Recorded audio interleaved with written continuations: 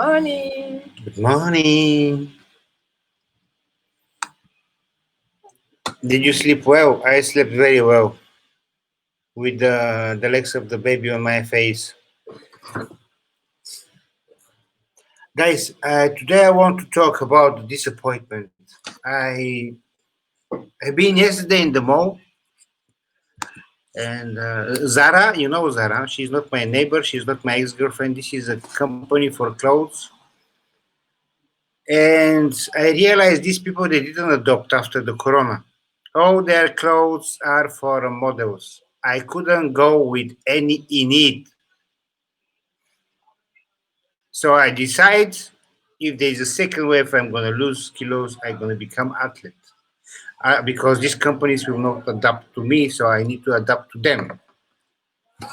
Sometimes we need to adapt to the big companies. What to do? And what we're going to talk today, my love, today is the last day of Krasimira Kondova. It's the last day of our master class. And what do you want to talk? Talk because I need to go to make a coffee. And Yes.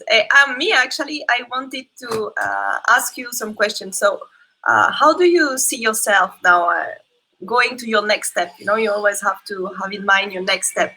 Like, for example, me, I just finished yesterday my course. So now my next step, it will be the brain conference speech. So I'm planning now already for this. So what is your next step? And how do you feel when you think about it and when you move to it? And I want to share with you, because it's one of the last days that before we close the morning community, and that you have the opportunity also to book your ticket for Inside. And I want to share with you my experience with Inside. I know that some of you probably have the same issue like I used to have. I used to be very shy and terrified about public speaking. I will not say that I'm a different person. Inside, like Vasilio was explaining last time, doesn't change the person. I'm still a little bit more introverted, a little bit more shy person. But I am able to go out of my comfort zone. And maybe Mira can tell you after. But the first time I said to Mira, oh, I'm doing now public speaking and everything, she was telling me, no way, remember you will never talk in front of people. And it's true, I was terrified about this. And I got my experience in Inside. I went talking in front of the 300 people at that time, it was. And now I can recall every time on this experience, and I can expand. And like Pavlina was explaining the other night, she was saying that most of entrepreneurs, and I would say anybody, need to stand up and talk and explain what they're doing so they can actually reach people. So we see that the world is moving online, and you have to expose yourself. And so I really invite you, especially if you are like me and you are shy, and to take this opportunity, take this experience, because that can help you a lot to move forwards to your dreams. So yeah, I just wanted to share this experience. And let's move on now to Mira. And Mira will talk to us about...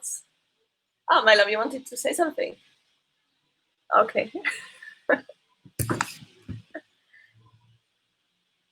So Mira will talk to us today about the law of attraction. Morning. Morning. I'll take it right there where you started.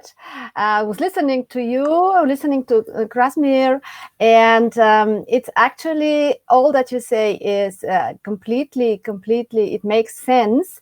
It's the level of your belief. What is it that you believe? I will call this level of suggestibility. When Krasimir goes into that clothes shop, Zara, he's exposed to a suggestion. The suggestion is, you don't fit, you're too fat, you're too that.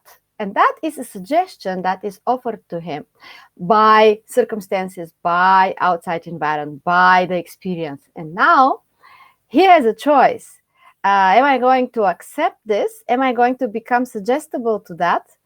Or I will withdraw, I will close the lid of my open mind, when my mind is open to that and I accept that suggestion, actually I become hypnotized by my environment. People think that, hypnosis is when you go and somebody makes woo, woo, woo, and then you begin to quack like a duck, or you begin to do some nonsense on the stage. But in fact, I'll tell you about what suggestibility is with a very practical example. When I was a kid, I grew up in a very small town in Bulgaria, in Dobrich, and that was like 50 years ago, and it was like different century at all. So there was no computers at home, there was no much technology, so it was a big event when the cinema in town was announcing that, there is now a very big event. There is an Indian movie, and the Indian movie was called The Elephant, My Friend. And now what happens is that half of the city buys a ticket and goes. I remember the projections were jam-packed. There was no free seat in the cinema, because that was the one of the little entertainments that we knew. And what happens is now it's jam-packed and the movie starts, and there, these Indian movies, they're very melodramatic. It's always about the unimpossible dream that cannot be reached, and the poor guy from the poor family, he falls in love with a nice girl, and he cannot have the girl, and the elephant becomes his friend, and he cries in front of the elephant. You know what? The whole cinema was weeping, was in tears. I remember you could hear out loud people weeping in their chairs. There was no exception. All the people in the cinema were crying. Men were crying. And still, every one of us knew that, that's not my story. That's not me. I'm in the cinema watching this, and that guy is somewhere in India, and in fact, that's a fictional guy. It's it's a character. It's a movie character. Nevertheless, what happens at that moment is that you put yourself in the shoes of this person, and you accept a suggestion. The suggestion is, if I was in his place, I know the feeling exactly. If I was in his place, I would have felt the same. I am him right now. Why? I choose to. It's my decision.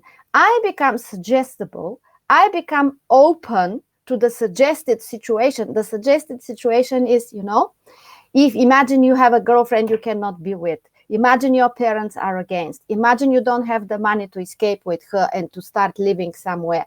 Oh, you'll be very, very sad. You are going to be very, very unhappy. You are going to be very, very helpless. And you accept this. You back it up with your belief. Then, my friend, you are hypnotized. You are hypnotized big time. And hypnosis is not when you are out of control and somebody does some influence on you and there is nothing you can do. In fact, there is a lot that you can do, and you decide, am I going to accept that? Is this going to be true for me? The moment you say, yeah, that's how it is. Yeah, you see, that's it. That's the reality. You become suggestible. And it's nothing wrong in becoming suggestible, but see, does it serve you well? What are the things that you choose to become suggestible to? If I go into a shop and I look at myself in the mirror, and I will always find something that I wish it was better. But then at that moment, I'm kind of doing a kind of self-hypnosis upon me. I become suggestible to my own suggestions. Oh, look at you. Oh, look at that. Oh, and then you turn around. Oh God. That's the moment. I've been in that situation so many times. Wouldn't that be known as being compassionate? Compassionate means that you you support something, you're compassionate with somebody when you can feel how they feel. But there is a little difference, you can feel what they feel, but are you going to identify with it? It's different.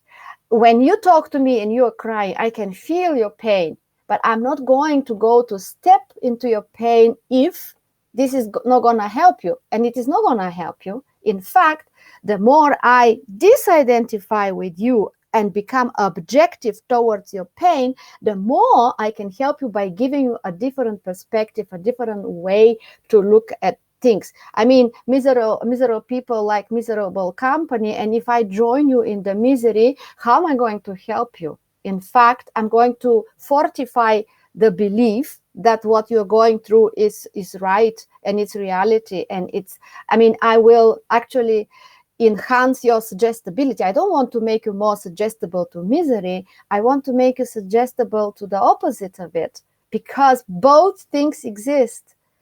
To which one you open up?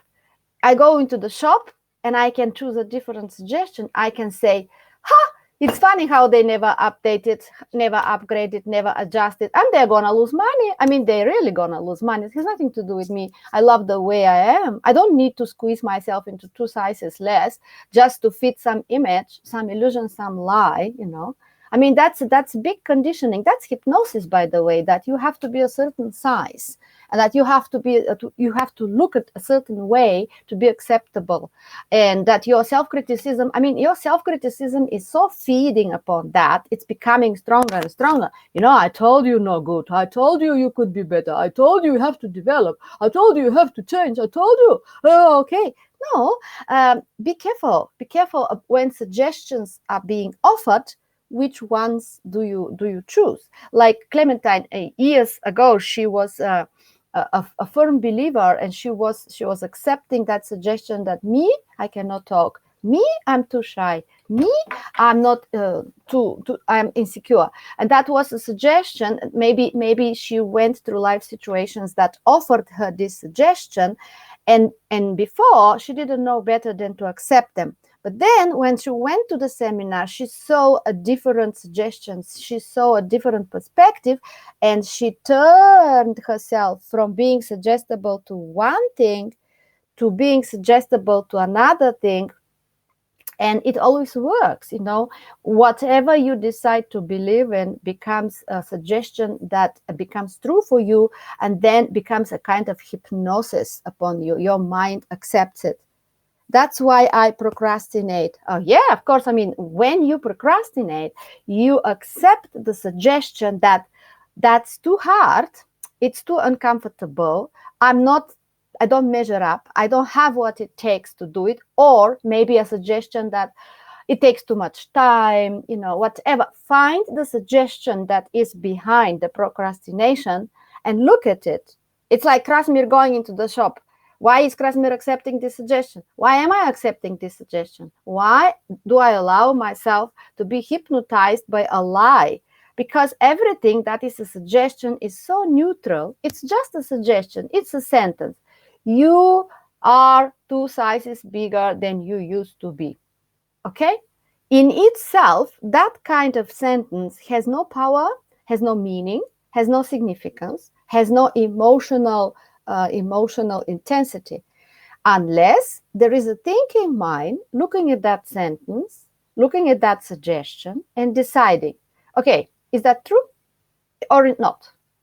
If that becomes true, I'm under its hypnotic influence. I'm influenced by it. I'm hypnotized by it. There are a lot of myths. So go to another shop that makes you happy, right? You can choose whatever you want to do. But the first thing is, are you going to accept that suggestion to be true for you? Is it true for you? If you accept it to be true, you can go to another shop and feel the same way. But if you accept it not to be true, you can stay in the same shop and enjoy the experience. And you can say, fantastic. Okay, they are not up to my expectations. I'm a customer with significance. They're losing money. Bye-bye. but not that painful, self-critical disappointment. Disappointment comes because of accepting a suggestion that is disappointing. Everybody that accepts a disappointing suggestion will feel disappointed. So be careful, what is it that you allow to be hypnotized by? People have a lot of misunderstandings of hypnosis. So they think, so if I go to a hypnotist, to a hypnotherapist, I'm losing control. But how many times during your day you're losing control upon your well-being when you accept suggestions that are actually bringing you down? And that's all what law of attraction is all about. The first time I understood law of attraction is when I understood one thing, that I'm not only physical, that I don't only have this material things that I am. I'm not only matter, but actually that I am a bundle of energy. It was very, very kind of new to me. I couldn't grasp it. How does it come? I am energy, because I couldn't see that, I couldn't feel that. The moment I understood that my emotions are energy, like Krasimir's disappointment, it's an emotion that equals a certain frequency of vibration. It's like when you feel disappointment, you are your body, the cells of your body that are energetic points are vibrating at certain frequency that's low in regard to what it could be.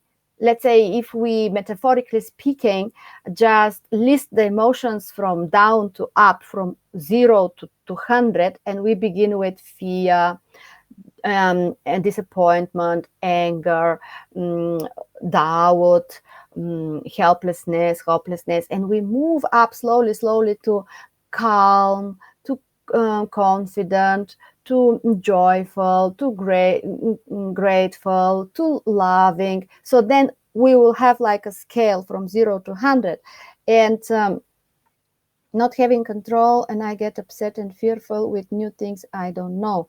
Yeah, because you accept the suggestion that if I don't know it, it's not safe. You accept some kind of a suggestion. You have to check, what is it that you choose to believe? Not having control. I have to have control because if I don't, and that's your suggestion, if I don't have control, then I'm vulnerable, then there's something that might hurt me, I'm in danger. In which way, which suggestion are you accepting? What do you become suggestible to? What is in my mind? What is in my mind? And this thing that is in my mind, do I want to believe it? Do I want to believe it? Belief is everything.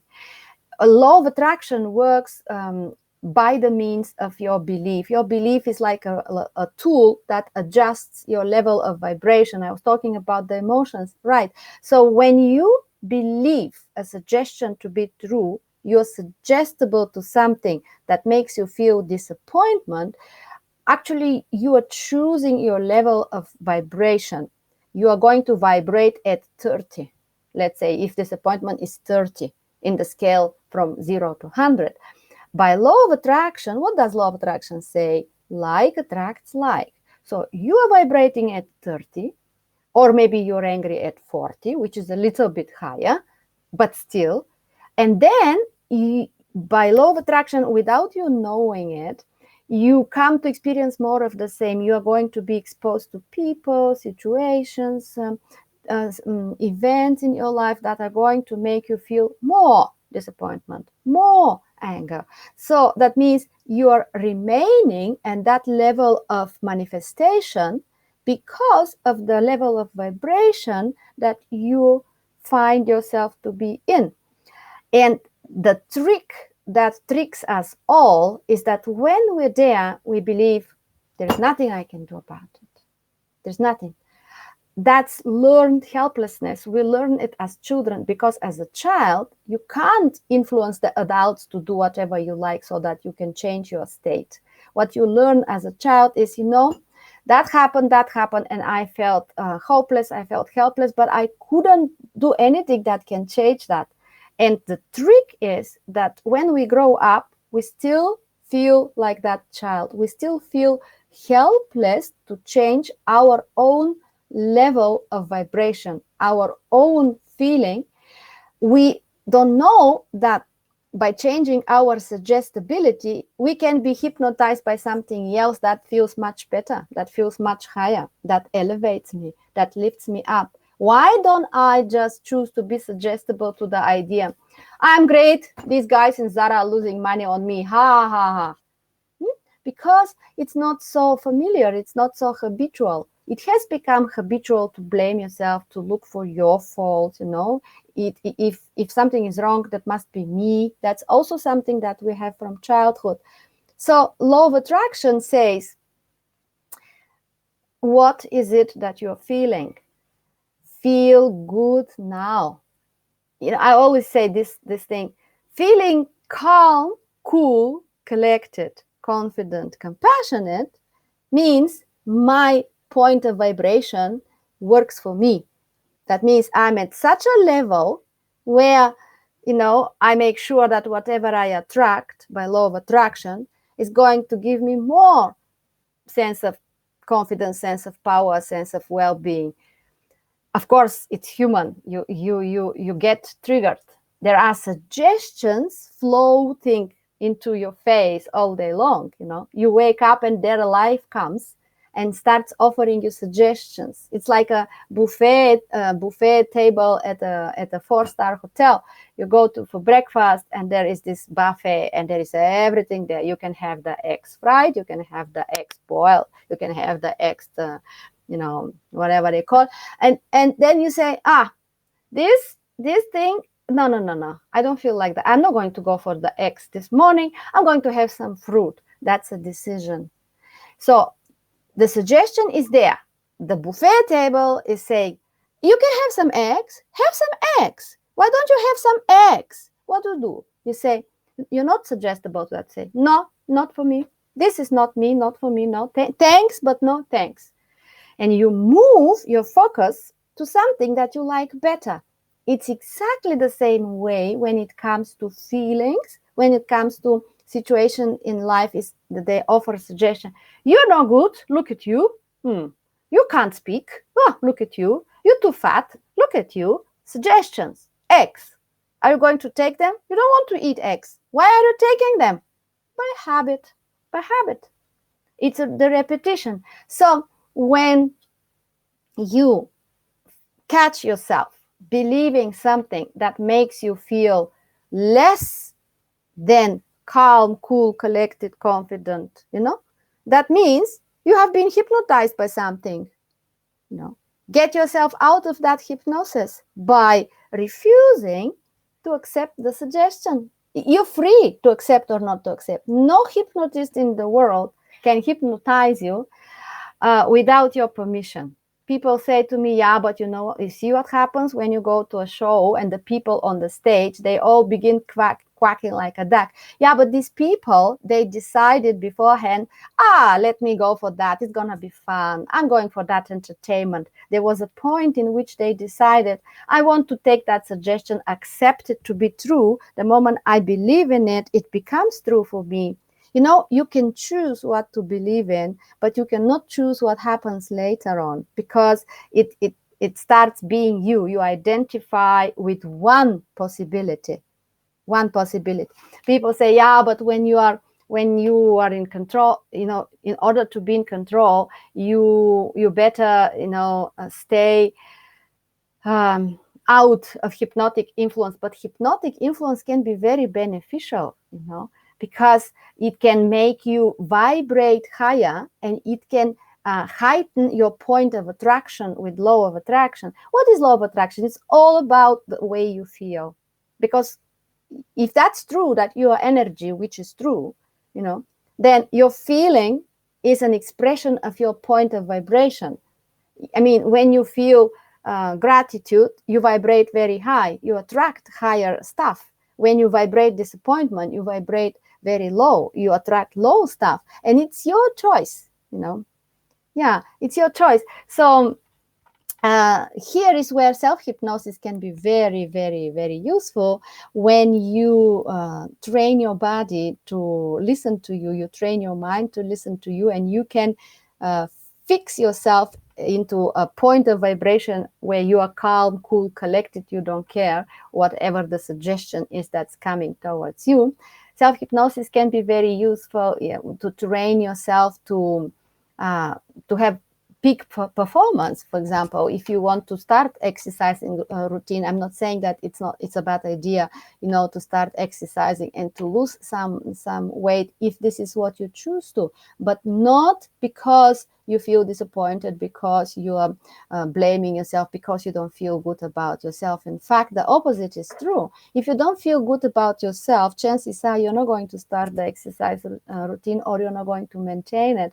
So you can use self-hypnosis to keep you at such a point of vibration that will make it easier for you to take the action steps and to attract the things that you want from law of attraction.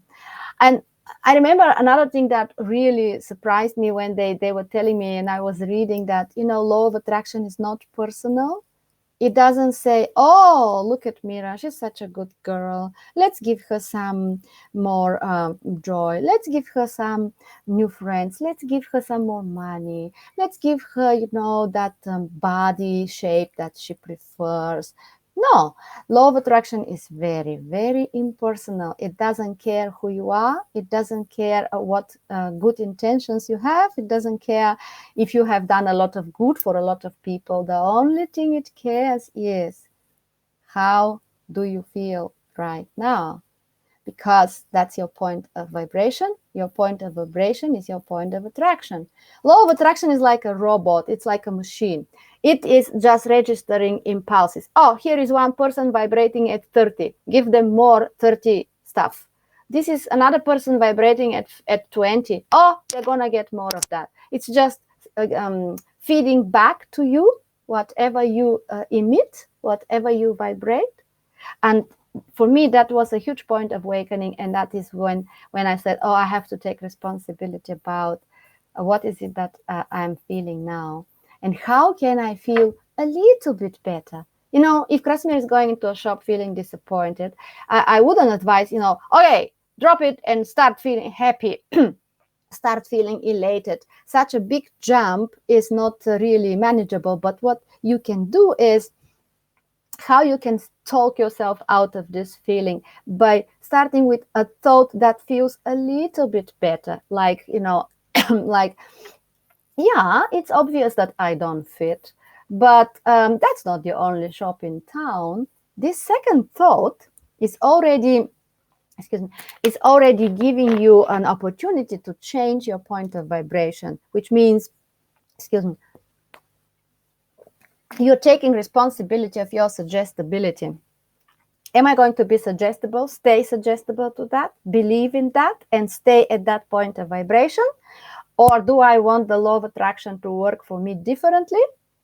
I'm going to choose a thought that feels a little bit better. And from that thought, I choose the next one that feels also a little bit better. Like Clementine, when she said, I'm a shy person. I used to be a shy person. What is a thought that can help me move my point of vibration? For example, there must be also other shy people who can talk in front of an audience. And if I don't know anybody, that doesn't mean that they don't exist. Shy people can also be trained. Okay. And now you're fine-tuning it. You're saying, so I'm now refusing to remain suggestible to something that makes me feel low. I want to feel the highest possible at the moment that I'm in. And that's the best way to work with law of attraction. And I was thinking that in the next morning community, that will be a very good thing to train ourselves in. Self-hypnosis with the aim, with the goal to learn how to change the point of vibration, to change the feeling when it comes by using hypnotic influence with a good purpose. Because hypnotic influence can be, detrimental. It can bring you really down if you're suggestible, but it can also bring you really high if you are suggestible. So we come back to suggestibility, which is a choice. It's a decision. It's taking responsibility instead of being at the receiving end of suggestions and nod your head and say, yes, yes, that's it. What can I do? There's nothing I can do, which is the learned helplessness. You say, okay, I see what's coming. Oh, does it work for me? Shall I accept it? And that's not loving to me. Why am I going to accept something that's not loving to me? Unless it was a habit. But that's a habit I want to break. So let me talk myself out of it. And that's how you work practically with the law of attraction. Because, as I said, law of attraction doesn't care what a wonderful person you are. It looks at how at the point of vibration, it looks how you feel. And that's why all the speakers that we're talking about feel great now. Feel the best you can feel about the situation you are in now. Because the situation is a suggestion. You are at the buffet table. You're choosing. In fact, you can change. Thank you, Mira. So I'm thinking we should all watch. A beautiful movie that make us laugh and and a very happy ending. So we'll all have everything we want. But yeah, that can be a good way to hypnotize ourselves also. Mira, do you want to share with us some of your gratitude, please? And I will mute myself. Yes. Yeah.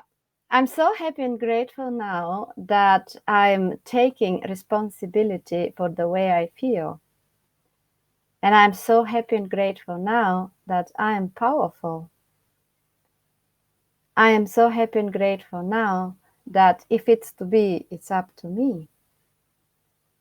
And I'm so happy and grateful now that I know about suggestibility. And I am only suggestible to things that make me feel good about me, that are loving to me.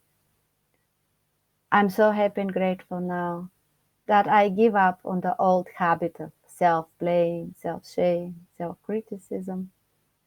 I'm so happy and grateful now that I and the law of attraction, we work in harmony to make me feel better. I'm so happy and grateful now that this knowledge makes all the difference. I'm so happy and grateful now that I have this understanding. I'm so happy and grateful now that I have this awareness. Awareness is what is the difference. Understanding is power. And I'm so happy and grateful now that I get in touch with the power that I have. I'm so happy and grateful now that I get in touch with the creator that I am. I'm so happy and grateful now that every day, in every way, I increase my point of attraction. And I'm so happy and grateful now that law of attraction works for me, not against me. I'm so happy and grateful now that I'm evolving, I'm changing, I'm a project in development. And I'm so happy and grateful now that what I am becoming puts a smile on my face. I'm so happy and grateful now that I'm no longer the victim, I'm the victor. I'm so happy and grateful now for this wonderful day. That's one more opportunity for me to exercise the right of choice that I have. I'm so happy and grateful now that I can change the way I feel by changing the thoughts that I choose to believe in. I'm so happy and grateful now that I can be different. I choose to be different. Somebody that feels good, somebody that feels calm, cool, collected, confident, compassionate. Thank you. Welcome. So thank you for everybody. So we'll see you now at 10 o'clock. It's our last mastermind with offer. So it's going to be great. It's going to be celebration for us also. So be there. And we have, just to remind you, we have another 2 days after. We have Monday and Tuesday. We have Barbara and Offer will be there also next week. So 8 o'clock like usual. So thank you, Mira, and see you at 10 o'clock. It will be a Zoom link on top of the page. See you. Bye. Bye. Bye.